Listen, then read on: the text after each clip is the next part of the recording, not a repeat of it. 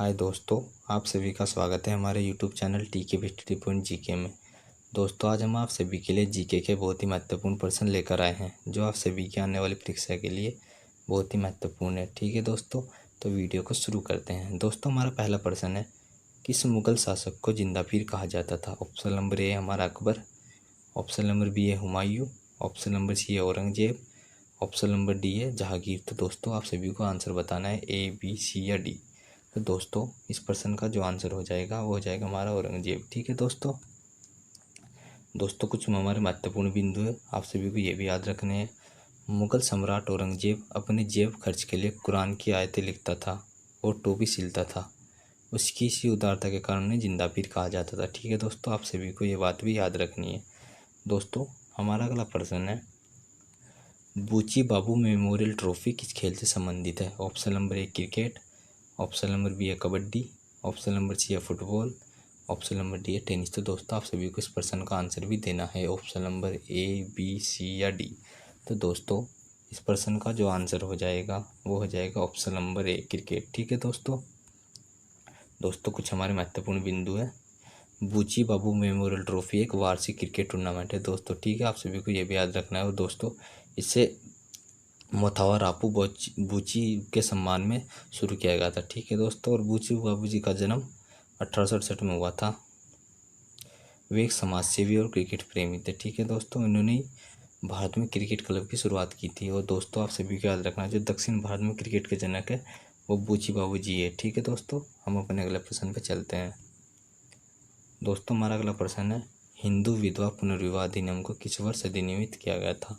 दोस्तों, option number A 1865, option number B 1869, option number C 1855, option number D 1856। तो दोस्तों, आप सभी को इसका आंसर देना है, option number A, B, C या डी। तो दोस्तों, इस प्रश्न का जो आंसर हो जाएगा वो हो जाएगा ऑप्शन नंबर डी, 1856 में हिंदू विधवा पुनर्विवाह अधिनियम नियमित किया गया था। ठीक है दोस्तों, इस प्रश्न से महत्वपूर्ण बिंदु है हमारे, हिंदू विधवा पुनर्विवाह अधिनियम को 25 जुलाई 1856 को लागू किया गया था। ठीक है दोस्तों, आप सभी को ये भी याद रखना है। और हमारा दूसरा बिंदु है, इस अधिनियम के द्वारा विधवा पुनर्विवाह को कानूनी मान्यता मिली थी। ठीक है दोस्तों, और इस अधिनियम को लॉर्ड डलहौजी द्वारा ड्राफ्ट किया गया था। आप सभी को ये बात भी याद रखनी है। ठीक है दोस्तों, हम अपने अगले प्रश्न पर चलते हैं। दोस्तों, हमारा अगला प्रश्न है, भारत ने अपना पहला वनडे क्रिकेट मैच किसके खिलाफ खेला था? ऑप्शन नंबर ए हमारा West Indies, option number B हमारा इंग्लैंड, ऑप्शन नंबर सी है पाकिस्तान, ऑप्शन नंबर डी है ऑस्ट्रेलिया। तो दोस्तों, इस प्रश्न का जो आंसर हो जाएगा वो हो जाएगा ऑप्शन नंबर बी इंग्लैंड। ठीक है दोस्तों, कुछ महत्वपूर्ण बिंदु हैं हमारे, भारत ने अपना पहला T20 टूर्नामेंट 2007 में खेला था। ठीक है दोस्तों, और पहला T20 टूर्नामेंट साउथ अफ्रीका में हुआ था, ये भी आपको याद रखना है दोस्तों। और सबसे महत्वपूर्ण बात, भारत ने अपना पहला T20 टूर्नामेंट पाकिस्तान को हराकर जीता था। ठीक है दोस्तों, हम अपने अगले प्रश्न पे चलते हैं। दोस्तों, हमारा अगला प्रश्न है, पद्म विभूषण पुरस्कार प्राप्त करने वाला पहला भारतीय खिलाड़ी कौन था? Option number A Sachin Tendulkar, option number B Saina Nehwal, option number C Viswanathan Anand, option number D Saina Mirza. तो दोस्तों, आप सभी को इसका आंसर बताना है, option number A, B, C या डी। तो दोस्तों, इस प्रश्न का जो आंसर हो जाएगा वो हो जाएगा ऑप्शन नंबर सी विश्वनाथ आनंद। ठीक है दोस्तों, और आप सभी को एक और महत्वपूर्ण बिंदु याद रखना है, सचिन तेंदुलकर भारत रत्न से सम्मानित प्रथम भारतीय खिलाड़ी थे। ठीक है दोस्तों, आप सभी को ये बात भी याद रखनी है। दोस्तों, हम अपने अगले प्रश्न पर चलते हैं। दोस्तों, अगर आप सभी को हमारी वीडियो पसंद आ रही है तो हमारी वीडियो को लाइक और चैनल को सब्सक्राइब कीजिएगा। ठीक है दोस्तों, और वीडियो को शेयर जरूर कीजिएगा। दोस्तों, हमारा अगला प्रश्न है, भारत का सर्वोच्च वीरता पुरस्कार कौन सा है? Option number A Padma Vibhushan, option number B Paramvir Chakra, option number C Padmashri, option number D Bharat Ratna. तो दोस्तों, आप सभी को इसका आंसर देना है, option number A, B, C या डी। तो दोस्तों, इस प्रश्न का जो आंसर हो जाएगा वो हो जाएगा ऑप्शन नंबर बी परमवीर चक्र। ठीक है दोस्तों, हम अपने अगले कुछ महत्वपूर्ण बिंदु है दोस्तों वो भी देख लेते हैं। दोस्तों, भारत का सर्वोच्च नागरिक पुरस्कार भारत रत्न है। ठीक है दोस्तों, आप सभी को ये भी याद रखना है। दोस्तों, हम अपने अगले प्रश्न पे चलते हैं। दोस्तों, हमारा अगला प्रश्न है, भौतिकी के क्षेत्र में निम्नलिखित में से किसे नोबेल पुरस्कार मिला था? ऑप्शन नंबर ए हमारा CV Raman, option number B है Homi Jahangir Bhabha, option number C है Satyendra Nath Bose, option number D Amartya Sen. तो दोस्तों आप सभी को इसका आंसर देना है option number A, B, C या डी। तो दोस्तों इस प्रश्न का जो आंसर हो जाएगा वो हो जाएगा ऑप्शन नंबर ए, सीवी रमन। ठीक है दोस्तों, कुछ महत्वपूर्ण बिंदु देख लेते हैं दोस्तों। डॉक्टर सीवी रमन जी को रमन प्रभाव के लिए 1930 में भौतिकी का नोबेल पुरस्कार मिला था। ठीक है दोस्तों, और आप सभी को एक और बहुत महत्वपूर्ण बिंदु याद रखना है, जो अमर्त्य सेन जी थे, उनको कल्याण शास्त्र के लिए 1998 में अर्थशास्त्र का नोबेल पुरस्कार मिला था। ठीक है दोस्तों, आप सभी को ये भी याद रखना, अमर्त्य सेन को कब मिला था, 1998, और कल्याण तो जो अर्थशास्त्र में मिला था। ठीक है दोस्तों, हम अपने अगले प्रश्न पर चलते हैं दोस्तों। हमारा अगला प्रश्न है WWE की फुल फॉर्म क्या है। Option number A world wide web, option number C है wide world web, option number C है western world web, option number D है वर्ल्ड वाइड वेदर। तो दोस्तों आप सभी को इसका आंसर बताना है WWW की फुल फॉर्म क्या होती है। ऑप्शन नंबर ए है बी, सी या डी। तो दोस्तों इस प्रश्न का जो आंसर हो जाएगा option number A, world wide web. WWW की फुल फॉर्म होती है। ठीक है दोस्तों, इससे संबंधित कुछ महत्वपूर्ण बिंदु है दोस्तों वर्ल्ड वाइड वेब के जो आविष्कारक थे वो थे टिम बर्नर्स-ली। ठीक है दोस्तों, आप सभी को ये भी याद रखना है दोस्तों। हमारा अगला प्रश्न है विटामिन सी की कमी से कौन सा रोग होता है। ऑप्शन नंबर ए रतौंधी, option number B scurvy, option number C सूखा रोग, इसे हम रिकेटस भी बोलते हैं, option number D beriberi. तो दोस्तों आप सभी को इसका आंसर देना है ए, बी, सी या डी, कौन सा ऑप्शन है। तो दोस्तों इस प्रश्न का जो आंसर हो जाएगा वो हो जाएगा ऑप्शन नंबर बी स्कर्वी। ठीक है दोस्तों, कुछ महत्वपूर्ण बिंदु देख लेते हैं दोस्तों। विटामिन ए की कमी से रतौंधी रोग होता है। ठीक है दोस्तों, विटामिन बी की कमी से बेरी बेरी रोग होता है, और विटामिन डी की कमी से रिकेटस रोग होता है, जिसे हम सूखा रोग बोलते हैं। ठीक है दोस्तों, हम अपने अगले प्रश्न पर चलते हैं दोस्तों। हमारा अगला प्रश्न है भारत और विश्व में सबसे ज़्यादा वर्षा कहाँ होती है। Option number A Mawsynram, option number B Cherrapunji, option number C Ladakh, option number D Uttarakhand. तो दोस्तों आप सभी को इसका आंसर देना है option number A, B, C या डी। तो दोस्तों इस प्रश्न का जो आंसर हो जाएगा वो हो जाएगा मोसिनराम। ठीक है दोस्तों, कुछ महत्वपूर्ण बिंदु देख लेते हैं दोस्तों।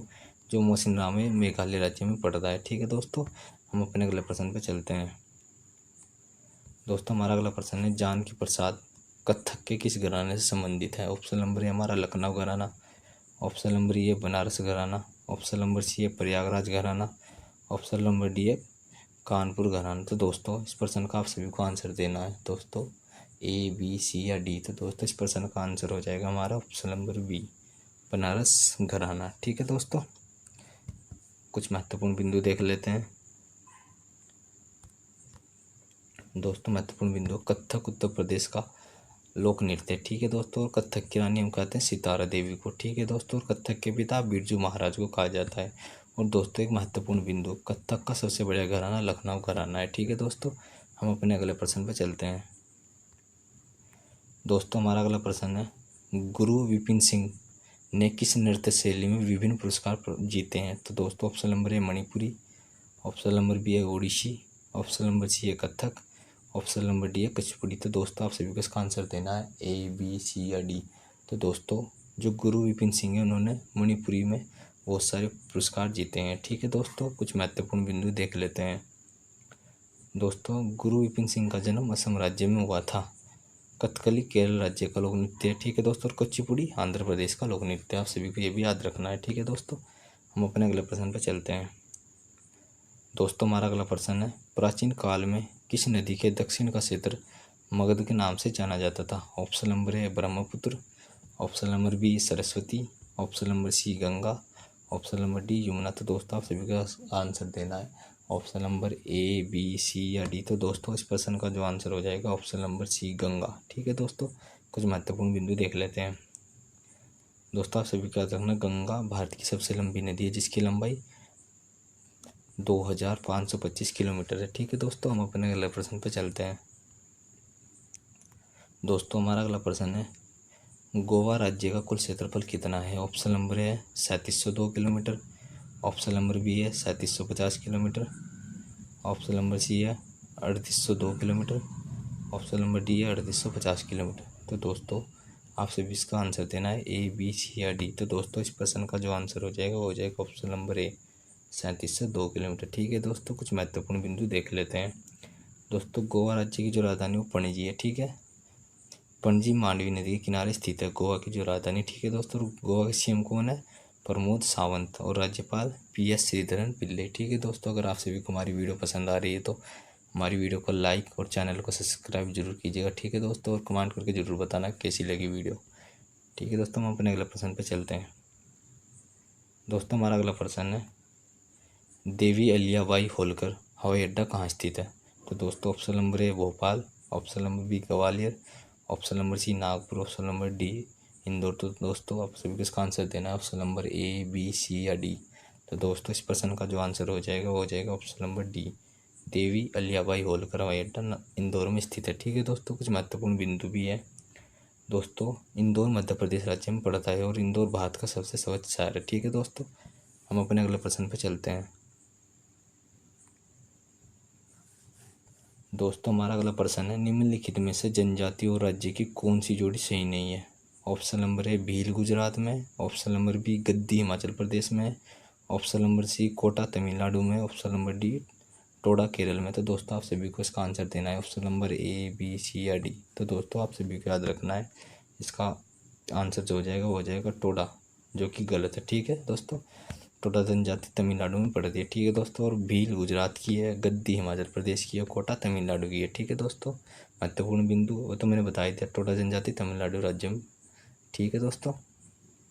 दोस्तों हमारा अगला प्रश्न है, बाढ़ सुपर थर्मल पावर स्टेशन किस राज्य में स्थित है? Option number A Bihar, option number B Karnataka, option number C Rajasthan, option number D Punjab. तो दोस्तों आप सभी को इसका आंसर देना है ए, बी, सी या डी। तो दोस्तों इस प्रश्न का जो आंसर हो जाएगा वो हो जाएगा हमारा ऑप्शन नंबर ए, बिहार में बाढ़ सुपर थर्मल पावर स्टेशन स्थित है, ठीक है दोस्तों।